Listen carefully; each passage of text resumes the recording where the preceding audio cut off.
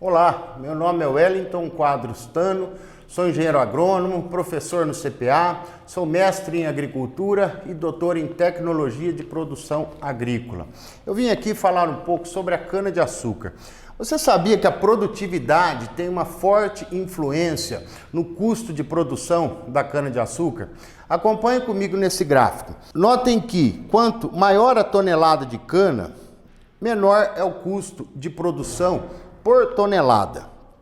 Se você produz 100 toneladas, o seu vizinho produz 85, o seu custo de produção será menor. Com isso, a sua receita líquida irá aumentar.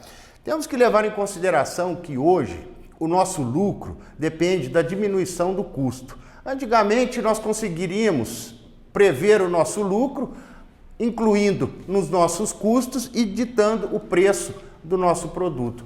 Lembrando que hoje o açúcar e o etanol é uma commodity, quem dá o preço é o mercado. Então a única maneira que nós temos de aumentar o nosso lucro é diminuindo nossos custos. E na cana-de-açúcar a diminuição do custo vem com o aumento de produtividade. Mas como aumentar a produtividade do canavial?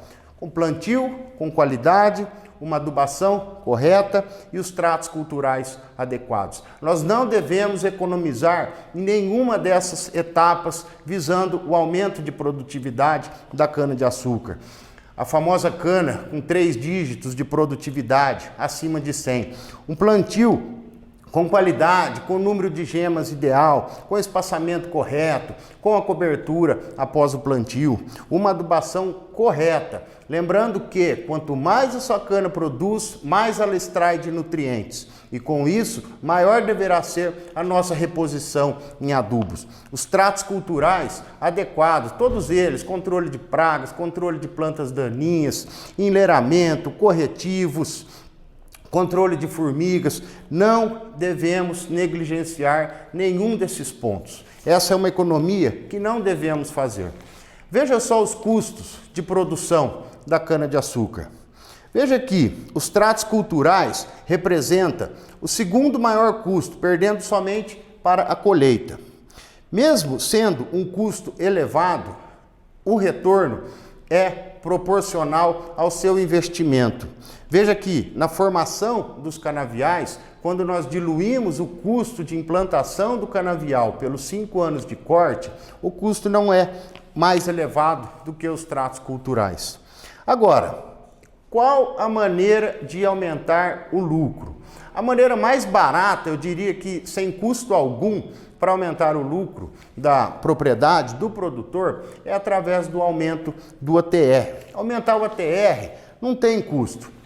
Veja nesse gráfico de sensibilidade, aonde eu mostro que com o aumento do ATR, a receita bruta aumenta num índice muito mais elevado. A produtividade, ela é, de certo modo, mais difícil, exige mais investimento de aumentar. Agora, o ATR, nós não temos custo para aumentar o ATR. Veja que na linha vermelha, nós temos que uma variação, uma elevação de 10% no ATR aumenta por volta de R$30 o retorno por tonelada de cana. Vamos fazer uma simples conta. Aumentar 10% de ATR na usina é algo simples. 10% de uma usina que está produzindo em média 140 quilos de ATR, de açúcar, por tonelada de cana, seriam somente 14 quilos. 14 quilos por tonelada de cana não é algo difícil de se conseguir.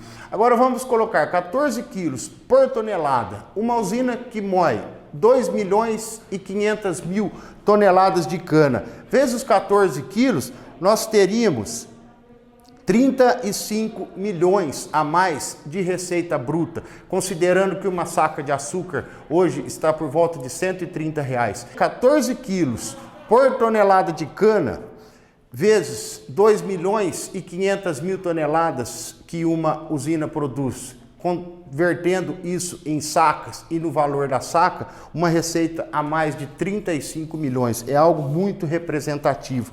E aí me pergunta, como fazemos para aumentar o nosso ATR, o nosso retorno, o nosso açúcar da cana?